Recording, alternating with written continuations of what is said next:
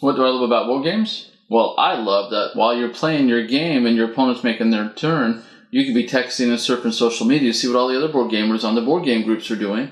And then when it's your turn, you just go, make your move real quick and go back. And when I'm doing that, when I'm texting and doing all that, it allows me to clear my head so that when it is my turn, I can start to plan and really get into my next move.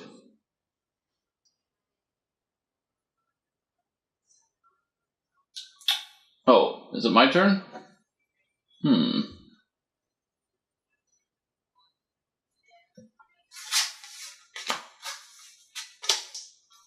Your turn. I love that I can take a selfie with a board game and put it on Instagram and then get like 1,000 likes for doing that. That is so much easier than setting up the game and playing it and getting a good honest reaction of a photo from playing the game, and it just saves me so much time every day. I don't have to put any effort into becoming somebody who has an influence.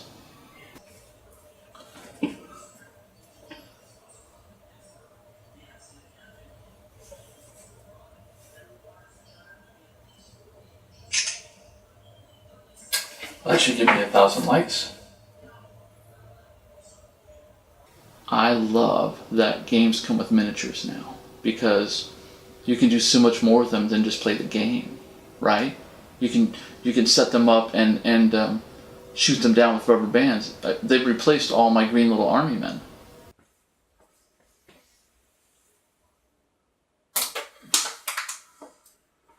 One of the great things about board games is like every time you buy a new t-shirt, you have got to go buy dice that match the color of your clothes. You got to, so that when you go to gaming, if you go to D&D night, if you go to Pathfinder night or whatever, you've got dice that match your outfit. I mean, how cool is that? That you can now buy dice that matches everything. It doesn't matter what you wear or what you own. What do I love about board games? I love that I can keep my board games in the shrink wrap, and then when the nuclear fallout happens from when this presidential election is over, I will have fresh games to play in the bomb shelter because they never spoil. They're always good. I'll have fresh games to play. What gets better than that? One of the best things about board games is that I can create all this wonderful media and I can put it out there on the internet, on Board Game Geek or Facebook, and then some very loving person will come along and tell me exactly what they think for absolutely no good reason. And I think that's just a great way to practice our free speech, and I think it's opened up communication, and everybody's communicating in some way. Isn't that a good thing? Oh, I love that I can take a Shelfie and I can post it on Facebook or on Instagram, and in like 10 seconds I get 350 likes. What's more exciting than inanimate objects holding other inanimate objects?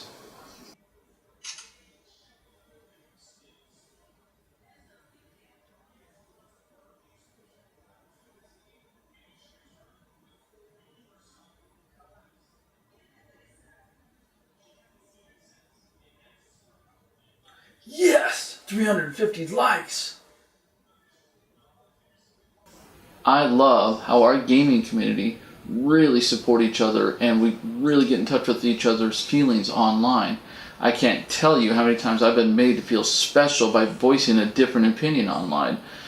Our mob really go out of their way to make sure that you feel really special. What I really love is how our gaming community is really supportive of our designers, right? Our designers have full creative license to do whatever they want. They can come up with any kind of art they want. They can come up with any kind of theme they want, any kind of subject matter, and we don't have to worry about the gaming community coming down on them like the PMRC did back in the music industry. I mean, who would think that our designers and artists today wouldn't have to suffer like the authors of old did, with people always trying to ban their books because they didn't agree with the word or something. I mean, we don't have people getting mad over the color of cubes or words that describe something that happened historically. Remember back in the 70s and the 80s when people made all these wild accusations about Dungeons and Dragons and how ridiculous they were, and how everybody fought back against and said how silly that was? We wouldn't do that today. Our gamers would not do that today. They would never make such ridiculous statements about how something in the game could affect you that way. One of my favorite things about board games is when you're sitting down and you're playing games and you've got a couple involved in the game somehow and you've got this nice area control going on and you can just see the love pouring out of them as they band together and they do nothing to hurt each other, right? I mean, they're super tight, right? And they're just standing there and one's helping the other out. And I mean, what's better than that than people who are so engaged in the game between the two of them that they forget to play the games themselves? I mean, that's love. I love how when I invite my friends over to play games that I can trust them to test out all the components of the game. I mean, like how they would bend my cards 90 degrees or put the little meeples in their mouth or whatever. I know that they've got my back to make sure I made a really good purchase and I wasn't taken by the publisher.